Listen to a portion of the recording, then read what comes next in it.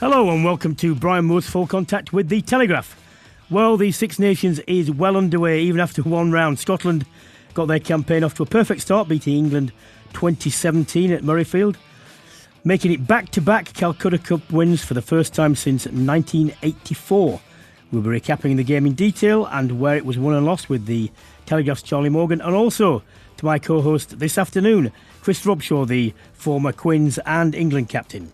Elsewhere, there were convincing wins for both Ireland and France, who will face each other this weekend in Paris. We'll discuss which of those sides are in better shape ahead of the big one, and if the winner of Saturday's game will be favourites to win the Six Nations. We'll also recap the weekend's action in the Premiership. Manu Tuilagi made his comeback for Sale, and we'll be answering your questions too. And there were quite a few, as you would expect this weekend.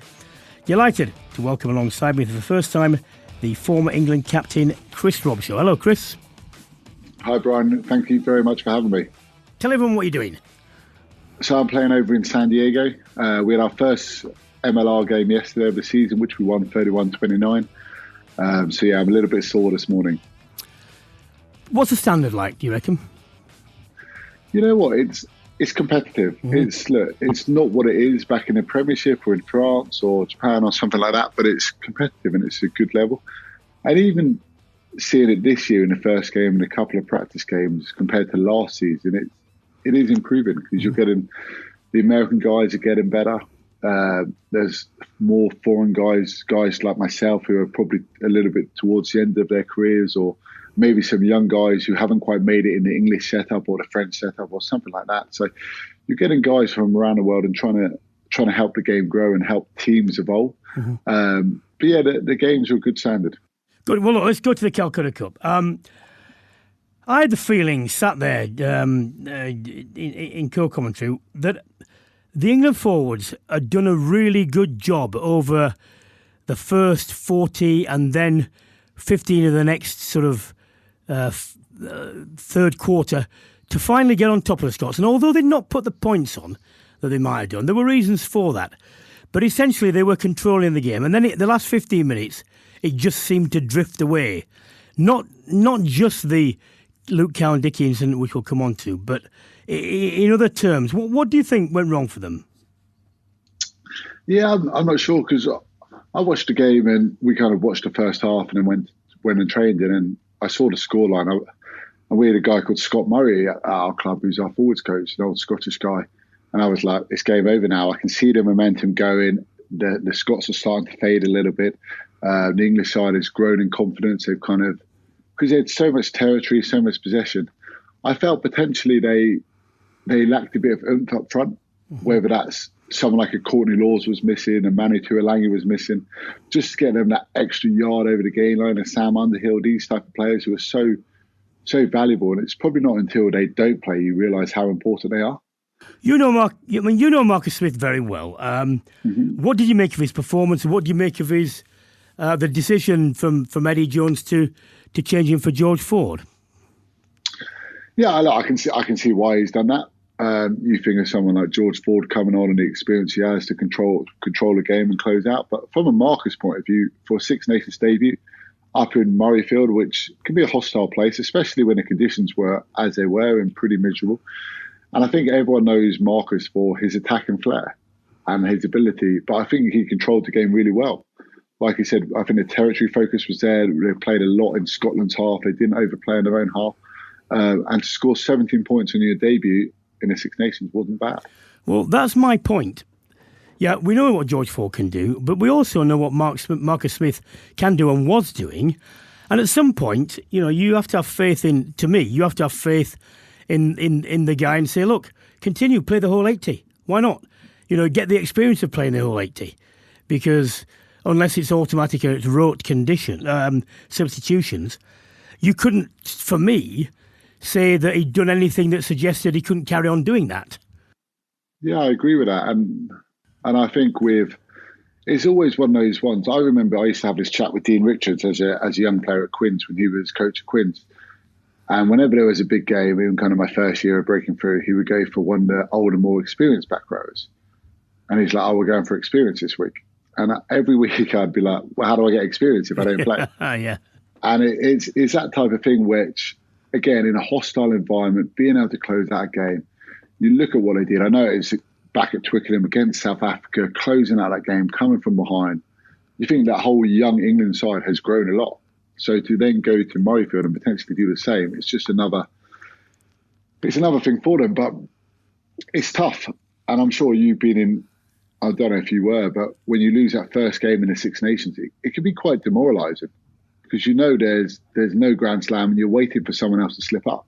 As much as you want to go out there now and get 5 points every game, your fate is in someone else's hands. I mean, they're lucky in this sense. They've got Italy next, and they will beat Italy. They've never lost to Italy. Yeah.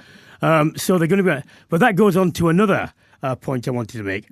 Look, I mean, you've been in this situation in the 2015 World Cup. Do you kick for the corner? Do you kick for goal? Actually, very similar kick it was going to be, wasn't it, from around the sort of 10-metre line there. The thing is, I'd seen Elliot Daly practising before the game, and he knocked one over from 60 yards. 10-metre line, and not just over. So it was definitely within his range. And I was thinking at the time, look, if he gets this, fine, ball comes back to you, 3 minutes to go. If you don't get it, they're going to drop out. So you're going to get the ball back at least once. If you get the 3 points, if you get the draw, you're then going into the third game, having beaten Italy, which you will do, with possibly 6 points, but no defeats. And then you've got the gambling position. You know, I know what decision you made. What goes through? What were the considerations, do you think? Did they think where we are in the table after 3 games we might be? Or did you just think at the time, this is the instant game, I'm making the game decision irrespective of anything else? Yeah, look, hindsight's a wonderful thing, isn't it? And, and I've been through it, like you said, massively looking back to 2015 and that. And look, I won't criticise anyone for that because I'm sure they backed themselves, they backed their skill, their maul was going pretty well, all this type of stuff. And then it comes down to executing. Then it's trying to execute the right play at the right time. And this is another point, Chris, because at that point, Charlie Ewels had come on. Your best line out forward is Itoje, and you don't throw to him, and it goes wrong. Now, to me, in the line-out you have to win, you've got to throw to your best jumper, and it didn't happen for whatever reason, and it went wrong, and we didn't get the ball. So, if you make that decision, I would say don't compound it by trying to throw to a guy who's only, he's only just come on relatively recently. Jamie George. I don't know if I agree with that, Brian. To be honest, because if you're defending a line out, who are you going to mark? You're going to mark their best jumper, aren't you? Mm-hmm. You're going to bag that. Who are you going to throw it to? Like you said, you just thought that, okay, pressure moment, throw to your best. But if everyone's going to mark that, because everyone does, because that's their thought process as well. Mm-hmm. So Charlie Ewels is a fantastic line-out operator as well. You look at the line-out and you look at England's line-out generally, it's pretty good. It's a pretty good line-out. Well, it's been very good up to then. Certainly driving mauls have been good as well. Yeah, and that comes down to potentially a pressure play, doesn't it? Yep. And I know when we've done these pressure plays in the past where it's a last play of training, you have to score it. You have to score. They would have practiced. I know Cameron Dickey went off and Joe Marler had to throw in it. It didn't go to plan. And he had a bit of a joke about it after. But they would practice stuff like that for those scenarios. And they would have put, like, last play of the game, here we go, we've got to score. Regardless of what happens, training's done after. Chris, talking about the Marler throwing in, before that even happened, don't you say when Cameron Dickey goes off, because there was a bit of a hiatus, because they spent a couple of minutes looking at the replays, and it should have been obvious to everyone he was going off. So someone from the bench saying, get Jamie George on now. Because if he has to come back on and we have to play one of them in the back row, fine, but we don't want anyone having to throw a ball into a line-out that hasn't done it. And even if you do have to throw a ball into a line-out, wouldn't it have been a better options, because you're on the 5 and they've got to stay back 10, to get Ben Youngs to stand at the front and throw it over the back with a pass? Yeah, I mean, Joe would have been the person who would have practiced that, and they would have thought, kind of looking at that side, he was the best option in that lineup. Yes, they could have brought Jamie on to do it, but generally, if it hasn't been a scrum, you don't.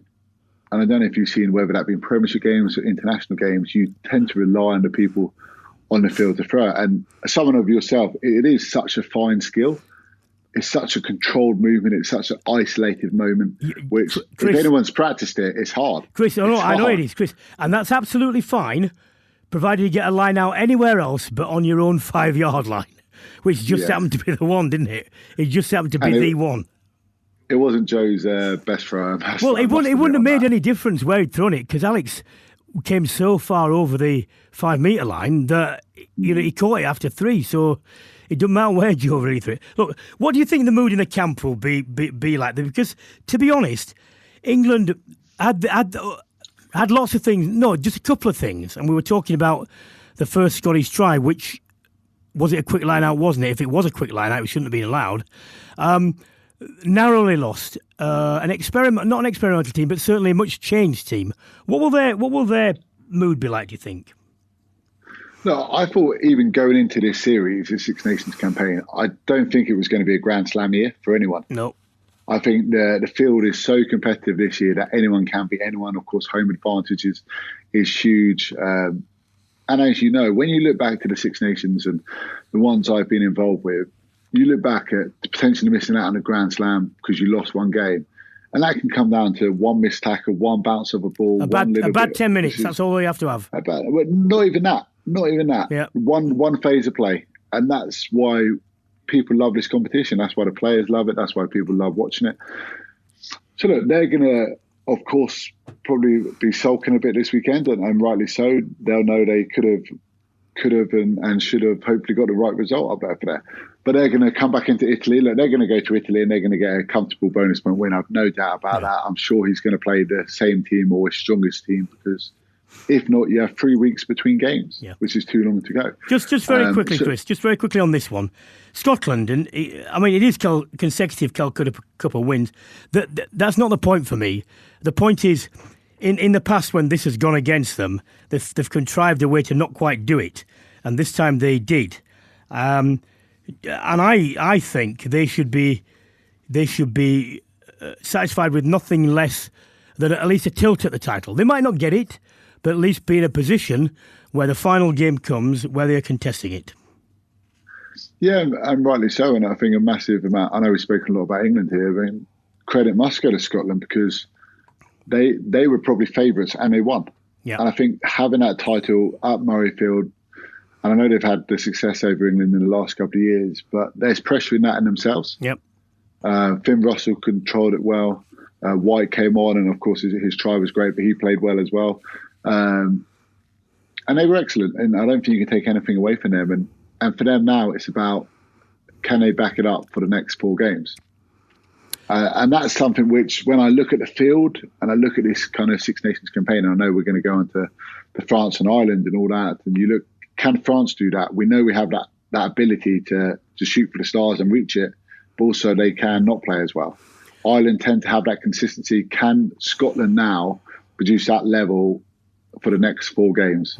Because that's how hard this competition is.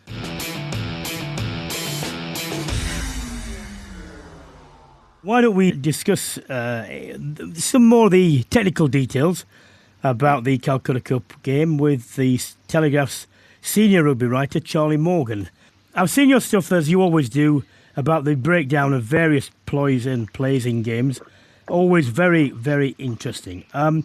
Just a general point, what was your overall reaction to Scotland's win? I think with a few hours' notice, it was kind of how quickly the narrative shifts. I think just to take you behind the curtain, I was kind of when Sam Simmons sprinted across to tackle Duhan van der Merwe and Tom Curry got that jackal penalty and Marcus Smith kicked it for 17-10, I was almost kind of resigned to the fact that it had been a really steely, gritty away performance from England, in which a lot of their tactical approach had come off.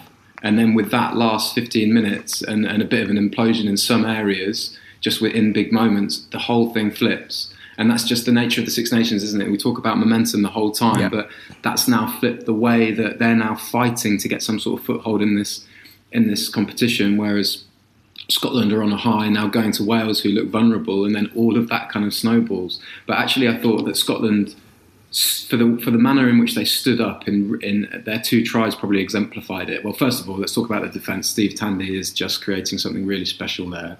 But also the way that they stood up in 2 big moments for their 2 tries, 2 really contrasting tries, one really, really clever set play and then one 2 kick passes in a row from Finn Russell. We mentioned Steve Tandy. One of the seminal moments was also the only real chance that England fashioned in the first half was that great driving more from the line out, which they just managed to hold up at the last moment. Darcy Graham involved in that as well. What game he had, and also and what a kind of advert he is for sevens too. He was there for the jackal turnover at the end, wasn't he? And that's what people sometimes maybe don't realise, is that those skills in really close areas, that's what sevens really hones, as well as the poise in space, which he showed for that first try. He had just a phenomenal game.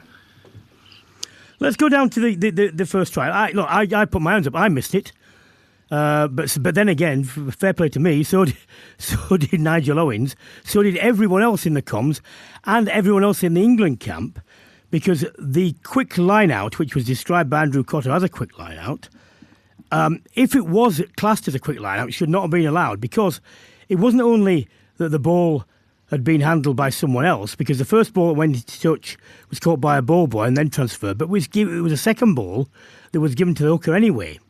So you're not allowed to take one. And also, as everyone knows, what happens is the assistant marks the touch line, and then he steps away from the middle to allow the hooker to stand in the middle and then take a step to his right or left, obviously to his own side, which he shouldn't do.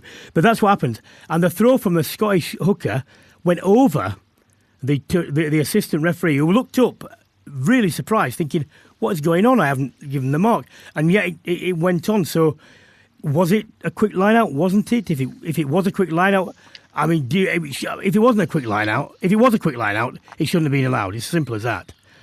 But was it or wasn't it? It wasn't. I think it was a quickly taken line out. It was Nick Berry on that side, wasn't it? There were a few clues as to it being a premeditated ploy.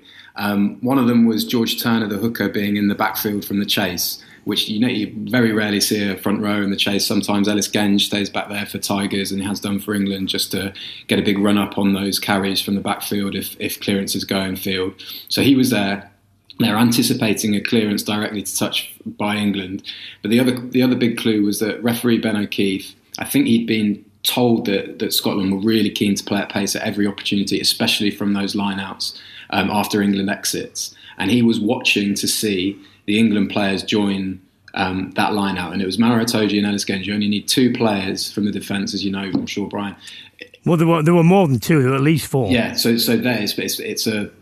you're viable to go for a regular line-out, but you're going quickly. And now that throw probably went about 4 3/4 metres to Ritchie at the front, didn't it? But it meant that Scotland were in midfield straight away, and then that's where they could really catch England out, and on that bounce back straight back to the short side. I asked Stuart Hogg and Gregor Townsend afterwards about it and the ploy and what they'd maybe seen with England. Stuart Hogg very tight-lipped, didn't want to give anything away at all, but Gregor Townsend said it was just all about pace and all about, and his quote, which I loved, was, "We wanted to play with speed, and sometimes when you play at speed, you're not organised yourselves, but all you have to be is more organised than the defence," and they certainly were. Yeah, and when you're talking about didn't it cost England? Yeah, maybe. Look, maybe it should have been allowed, maybe it shouldn't. But it wasn't as if it was a 5-metre one and they dropped over the line. You know, England had a chance to defend that. When it went back blind, it was 4 against 3. They had 1-man overlap, but it was a very short, tight blindside. And if Maro Itoje had stayed in the line and shuffled across, they probably wouldn't have gone anywhere because there was enough cover. Because it was a long way out. It was near the 10-metre line. Because Maro shot out and he went and he didn't get either man or ball, it then left 4 against 2. And Nick Ezekwe was the next one. You know, and then you've got a mismatch between scrum half, you know, and that was in the end, that defensive bit was the thing that caused the break, that caused the try.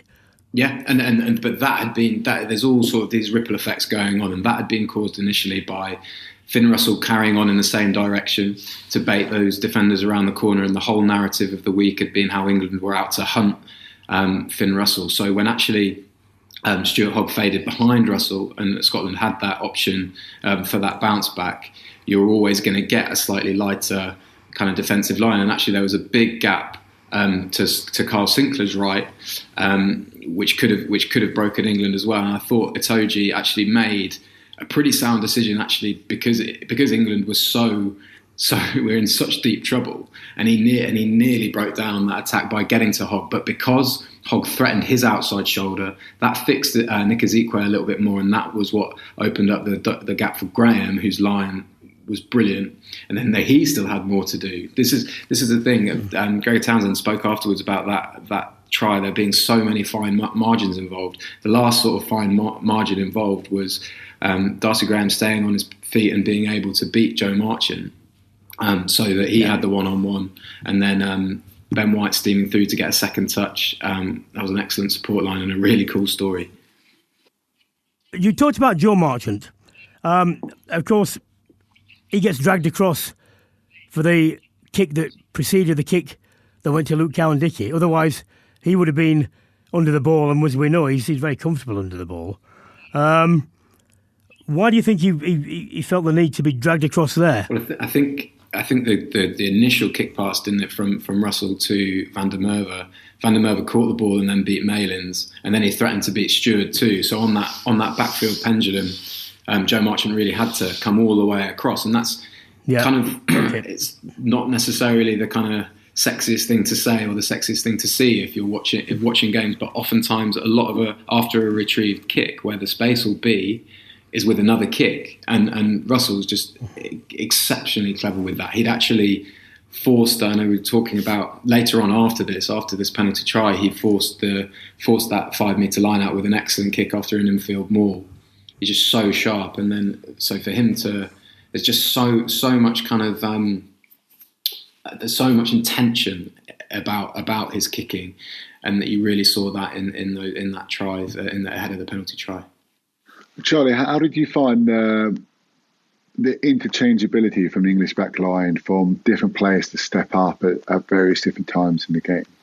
I think the main one was Joe Marchant being picked in the first place after having, I think he tested positive COVID the previous week, and he obviously hadn't trained with the squad. So him being in that starting lineup kind of underlined his value, and I think him starting on the wing and then wanting Elliot Daly and Henry Slade on the field for their experience and for their kicking, but that left them probably short of a line runner in midfield. So what we were seeing was Joe Marchant coming in to 13 from those line-out set plays in that same shape that they used in the autumn. So with Joe Marchant hitting a hard line off first receiver Henry Slade.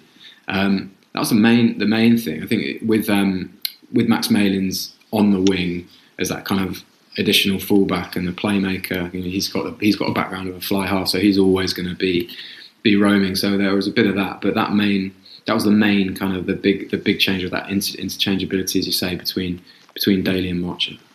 Okay, Charlie, thanks as usual for your insight. Speak to you again later. Cheers, guys. Chris, let's move on to the Italy game, which is next for England. You earlier on said you reckoned that Eddie Jones would pick his strongest 15. Are you certain of that, or might he be tempted to? Because depending how the games go, he's less likely to pick anyone else new in any other game. So it's probably his only chance, this one. Yeah, I understand that completely. It's just otherwise, if he doesn't pick them, they've had 2 weeks to this first game they've just played in Scotland. A lot of the guys would then have another week off. Yeah. Then it's a fallow week. Yeah, it's a long time as a player to be missing, and you want to play, especially if you've lost. You don't want to be left out. You don't want to be the guy who's suddenly kind of giving someone else an opportunity to go. I think there will potentially be one or two changes, but only one or two. Only one or two. Yeah, like will Courtney come back in? Manu obviously played for Sale, came off the bench. Will he be given another game or two at Sale before coming back into the England squad? He looked very sharp because he just gives the backs that physicality. You know what, with Manu, I can't see the point. If he's fit, play him, because he might not be fit for a few games. So, and he's that good. I think he's that good a player, makes that much difference, and he has that much X factor. He can just slot in. Yeah, he can slot, and he's a smart player. He's been around this squad enough. And yeah, I think you're right. I think put him against Italy, someone like that, he can get 60 minutes under his belt. Yeah. Or even put him off the bench so he gets half an hour under him, and then you look to start him 2 weeks later. But I think they'd be the only two. Another point, and I'm not being disrespectful to Italy here, but England have never lost to Italy, and they're not going to this time, I don't think. Would you rather have a game which you can play yourself into and so on, or a sterner test, or does it matter? You just want to get back on there? In terms of what? Sorry? In terms of the England players' psyche.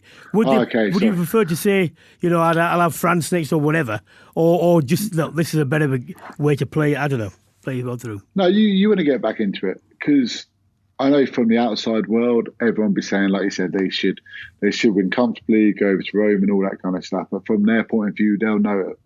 And it will be tough. It'll be tough for 50, 60 minutes. Mm-hmm.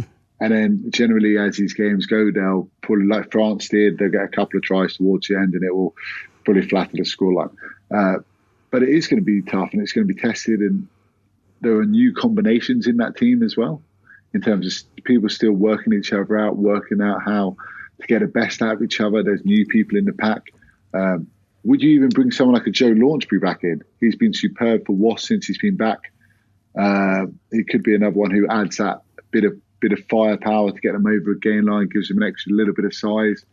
Someone like him come back into an Italy game might not be the worst thing. Well, you've got a situation here where Courtney Laws has been mentioned. Now, Owen Farrell is out. In his absence, Courtney Laws has had a limited number of games. If he comes back in, do you give the captaincy straight back to him? Or Tom Curry for a later thing? Because I don't necessarily agree with Eddie Jones. Well, I definitely don't agree with him about the number 8 experiment with Curry. But as far as a potential leader, maybe so. He sees much more of him than I do in camp and sees his sort of persona. Do you therefore continue with the Curry thing, saying it's a thing going forward, or do you give it back to Courtney Laws? I think they would give it back to Courtney. I think he did superbly well in that kind of autumn series. Played well, led well, made good decisions. For me, Tom Curry's a fantastic player, he's a fantastic leader. And actually, when Owen Farrell was actually injured in the autumn, and there was a debate about who was going to be picked, because obviously Owen was a late withdrawal, wasn't he? I actually thought it was going to be Tom Curry. Mm-hmm. So he is that much of a presence in the squad. As a player, I think he's fantastic. I think, like you said, he's a flanker. I don't think he's a number 8. And he's a great leader. He's a great leader as well. And he's going to continue to learn. But I think for this, it would go back to Courtney. And that would be my view on it.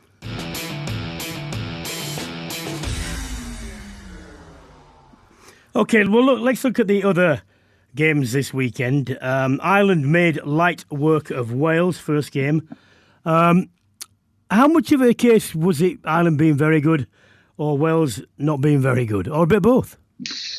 I think it was a bit of both. I think Ireland were superb defensively, and at the breakdown they looked well organised. There was a passage towards the end of the first half where I think Wales must have been camped on Ireland's 22 for about 10 minutes and didn't go anywhere. They just kept getting knocked back and turned over, and then they got there again and knocked back. I just thought they were extremely well organised in attack. We always know they're going to do a lot of those kind of run-around plays in kind of the Saxon DNA and the Irish DNA, which they do very well. But I think they threw a lot of different pitches at Wales. Of course, they played territory. But I thought Byrne was superb. Cronin was fantastic.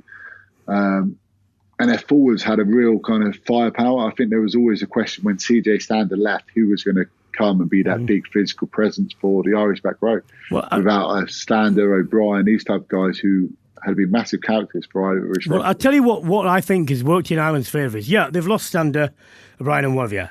Amon is in the same sort of camp as an out-and-out, superb dog, of a forward and whatever, a brutal, but straight-on carrier. When you've got Conan, when you've got Caelan Doris, you've got ball players. And they've got power as well, but they get their arms free, they offload, they link as well rather than looking for contact, they look for space as well. And to me, that's been one of the things that's enabled Andy Farrell to look beyond the vision that Joe Schmidt had probably perfected in terms of static kick, set plays that we do just extremely well, to go to the next level where they can say, actually, we can do the first few bits, but when it breaks up, we've got really good ball players who are dynamic in not just a straightforward way. Yeah, very much so. And I think, look, the thing with rugby, and it will probably always be there being a physical sport, you have to win the gain line. You have to have players who can get you over the gain line time and again. And as soon as you can do that, the options are open up, because you look at the Irish front row and yes, they can all run over you, but also they all have the subtle skills in terms of being able to pull balls out the back to a Sexton who kind of waits behind it, and they can go wide to tip to each other. And all of a sudden, as a defender, that makes it so much harder, because you can't just fly up and hit them, because there's going to be so many different, and you can't just sit off and wait for them. So I think when you have that ability as well, it's very tough to defend. And I think now they're starting to, like you said, not just have the pretty plays, which they've always had. They have that physical stance up front, which allows them to play a little bit more as well. You work closely with Andy Farrell and with Stuart Lancaster. Stuart is not part of the scene with Ireland, but he's very much part of the scene with Leinster, and we've heard a lot of good things about that. What impact do you think those two have made to the Ireland cause, and in what way have they made it? Yeah, and I think exactly that. For me, when I worked with Stuart, my skills developed massively. He was such an influence of being able to play with the ball, being comfortable with the ball. And I think you can see that especially you look at this Leinster Irish front row, their ability to be comfortable on the ball, to keep the ball alive, whether that be offloads or short passes or anything like that. And look, we're not expecting 50-metre passes or anything, but close quarter stuff, which they're in. And I think with Andy as well, his ability to organise people defensively, I think we know what he can be like as a leader for leading Great Britain at a young age, and Wigan and all that kind of stuff. But his ability to get messages across in a clear way and organise defences. You look at that Irish defence, there was no one overcommitting to breakdowns. They committed at the right times. They were spread out. And they're both just great men to have in your camp, to be able to big you up, to build your confidence and kind of send you out there and say, look, this is what you need to do. You're good enough to go and do it. Go and do it. As for France, look, they got the bonus point win, which they were probably always going to do. It was quite a tough first half. Because it was Italy, without being disrespectful, how much can you actually take away from that win, apart from it was what was expected? Yeah, exactly that. It was what was expected. It was tough conditions over in Paris by the looks of it as well. Were they scared initially? I don't think so. Italy, of course, scored a very nice try early on. But yeah, they did what they had to do without really getting into fifth gear. They had some good moments. Their forwards were strong. They played again similarly through the channels, a couple of little sneaky picks through with offloads and stuff like that. But I think, yeah, they weren't really tested, were they? So I think for them going into next week against Ireland, where Ireland were probably tested a little bit more, you would have thought they were probably a little bit more prepared than what France faced. Well, France are lucky in this sense. They've had the Italy draw first away, but now they've got Ireland at home. As we know, statistically, it's proven that home advantage in the Six Nations is a real thing. So they must go in, I think, slight favourites just because of that. But they're going to face, a challenge. It may well be the greatest challenge they face, I think. How do you see this turning out? Where do you think it will turn? What do you think it will turn on? I agree. I think this is bigger than the challenges they faced in the autumn when the All Blacks came and whoever else they beat then. I think it's going to be a massive game, and potentially people will be saying whoever wins this wins the Six Nations. Is that got that kind of feel, and that's why this tournament's great. I personally think Ireland are going to go there and do a job. I think they're going to come out. I think they're going to move this French side around. You look at this French side and watching it back, their forwards are big, and the back row, they're very athletic, but they're big men. And I think with this Irish side, like we spoke about a little bit earlier, they have that ability to mix with big guys now and to get over the gain line and all that kind of stuff. But they have the ability to play.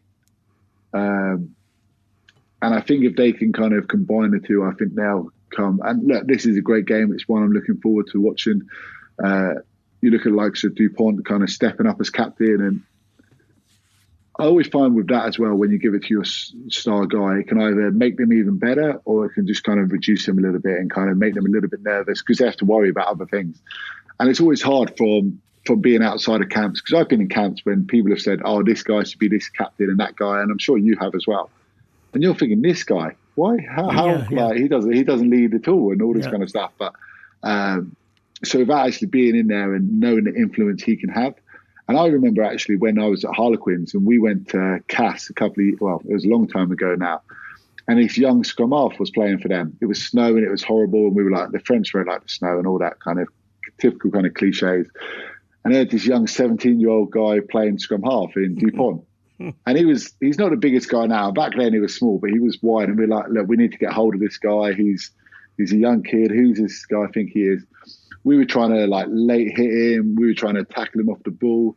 He was breaking tackles. He was scoring tries. He was chipping. We literally couldn't stop him. And this was a 17-year-old kid. And I think from playing against him then and a couple of times, he's got that confidence. Yep. And I think he's got that ability to change a game. And I think as a captain, if you can have that ability to spark a team, is only a good thing. I'll tell you what, why don't we go to some questions? Because there have been lots, as you would imagine. One from Bob. Am I wrong to be concerned that Ben Youngs is, I think, the only player to have worn the number 9 shirt since the last World Cup? Only 16 tests to go before the World Cup warm-ups. I'll go first here. I think that Ben Youngs has played really well in the Premiership this year. I think that is the reason that he was called up. I still am not convinced that he is as sharp as he was. And when you look at England's ruck speed, especially in the first half against Scotland, when they got quite a lot of ball, they were going to be under 3 seconds for a lot of it.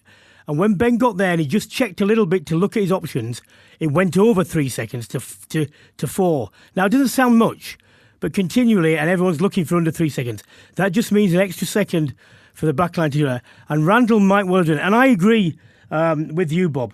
They have got to see Quirk or Randall or someone else before the World Cup. And not just once or twice. They've got to give them a number of runs, because with the best player in the world, Ben Youngs might lose form or he might get injured. And then what do you do? I'm sorry, but Eddie Jones has got to start giving game time to these players. Chris, any comment? Yeah, I think Ben is still the man at the moment in terms of that role. But who is next? And like you said, if he goes down this week, who's going to step? I like Quirk actually. I like Quirk, yeah. I think he was very good for Sale against Quins this weekend. He's quick, he's powerful. But like you said, maybe going into an Italy game, give him an opportunity or someone like that an opportunity and have Ben Youngs on the bench. One from Alistair. Does the use of the term finishers change the mindset to they must be used because they're going to finish, regardless of how well others are playing? No, I think, look, as a player, you always want to stay on the pitch as long as possible, especially in the tight games, the good games. Maybe if you're winning comfortably, you're a little bit sore or tired, then fair enough. But as a player, you don't really want to go off. But it is that squad. And when we actually had, with Eddie Jones as well, when we actually had kind of leadership meetings, a lot of the time the finishers would be in there, whereas normally the subs or finishers, whatever it be, wouldn't be in there, because a lot of people might view them as lesser players or all this kind of stuff. But they would be the ones who are on the pitch in those final dying and probably moment-defying moments. So they were probably more important, and that's how we saw it. And it was just a different way of looking at it and a different way of actually, you're right, yeah. They're going to be the ones closing out a game and need to be there.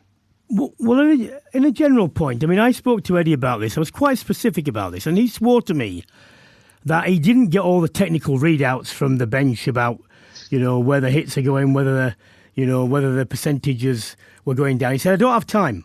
He said, I go on a gut feel. I don't have planned ones. I said, come on. I said, it's so regular. You must. He said, no. He said, I have in mind certain things. He said, but I do not, I promise you, say to players, you're getting 40, you're getting 55, I do this, that and the other. I do it on the run. But actually, therefore, I said to him, well, if that is the case, you are completely responsible, aren't you, Eddie, for everything that goes on? Because you can't pass it on to so-and-so and say, well, he told me that, his hits were decreasing by whatever. They remains. I think a lot of this comes down to this, Chris. And I won't ask you for a comment, but if you make substitutions and you win the game, they're all great. And if you don't, they're not. But as we spoke to Charlie earlier on, everything was going fine, even with the subs, until that Luke Cowan-Dickey moment. And no one could have predicted that. Scotland exploited it very well, not just because of the second kick, but because particularly the first kick and the way they dragged Joe Marchant across there. Yeah, but no, on that though, they definitely don't look at data. They definitely don't. But generally the front rows, they're working hard. And you can, even when you watch a game, you know if a guy's playing well or not playing well. And you think about a manager who knows his player, who trains with his player kind of every single day of the week. They know them ins and outs. Are they carrying something a little bit differently? Maybe a guy, I don't know, say a Courtney comes back, has he been carrying a knock? Is he likely to last in 80 minutes? Is it sensible for him to play in 80 minutes? Or is it sensible? So someone like him, they won't be like, okay, we want to get 50, 60 out of you. So then they'll tell him, of course, things can change in the game if he feels good. So there are a lot of different things. But yeah, managers don't look at the stats and say, okay, this guy has hit 7 rucks, he's made 12 tackles. They don't look at that. You have a feel, because even as a spectator. Can I ask you this? Because it wasn't the same when I played. What difference is there genuinely between, say an Itoje playing 60 minutes or 80? Is it huge? How you feel the next day? Yeah, or what you might have taken out of the tank and for next week and so on. Yeah, it really does. And I was a player who generally played a lot of 80 minutes. I was a player who very rarely kind of came off, whether that be with Quins or England. And for myself, when I did come off, the difference you felt the following day, and even speaking to a lot of the props who come off regularly, and if you play 56, you could probably go do a session the next day. Mm-hmm. It's that different. Of course, there are games where you get a bad knock and you're aching or something like that, which could happen at any point. But yeah, it does make a big difference and it leaves a lot more in the tank. Question for Paul. How important is winning a Grand Slam before a World Cup attempt? Personally, I would have thought pretty vital with regards to confidence and attaining that winning mentality. Well, Paul, it's like this. If you do win a Grand Slam, you definitely know you can beat everybody. If it's a one before, which is something. But it's not the defining factor. In World Cups, the defining factor is you start reasonably well and you just get better. And you have a bit of luck on the way as well. What happens before a World Cup has some influence, but it doesn't have the seminal influence. Oliver, question. What is your opinion of a sanction of the law regarding intentional knock-on? Both a penalty try and a sin bin seems harsh as an England fan. No problem with how it played out, that's the law. But he just feels that a double sanction is potentially unfair. Chris? Yeah, I agree. I put it as one or the other, actually. I thought it'd either be yellow or a thing, but maybe that's me kind of looking at it with kind of a glass half full and looking at it from an English point of view. And I'm sure if you ask a Scottish person, they would be like, yes, definitely he should be having that. But yeah, it is what it is. And if that is the law, it's been agreed upon. Aidan, what about playing Jack Noel at centre? I believe he could do a good job there. Daly was ineffective on Saturday, also mentioned by Tom May last week. Well, Aidan, it's like this. Jack Noel might do well, but he might not. I don't necessarily agree that Elliot Daly was ineffective on Saturday. I genuinely think Elliot Daly's a 13 anyway. I really do, and I wish he'd been given more time there because I think he's got the left foot and the skills and an outside break with ball in both hands that would make that there. And if he had Tuilagi inside him, I think that would be a fairly potent combination. Or him or Henry Slade indeed. So, you could play Jack Noel at centre, but I'd prefer Jack Noel to play out of his skin and to be picked on the wing, personally. Well, that's all we have time for this week on Brian Moore's Full Contact with the Telegraph. A big thanks to my co-host, Chris Robshaw, and to my guest, Charlie Morgan, for joining me. If you've enjoyed this episode, you can check out all our previous episodes by subscribing to the Full Contact podcast channel. I'll be back next week alongside Rachel Burford to recap week 2 of the Six Nations. And can I just say, finally, to the thousands, and there were thousands of you, and I'm very humbled by this, of you who listen to the podcast and follow me on Twitter, who left some very, very kind comments after my final Men's Six Nations game last week. Thank you very much. I was overwhelmed.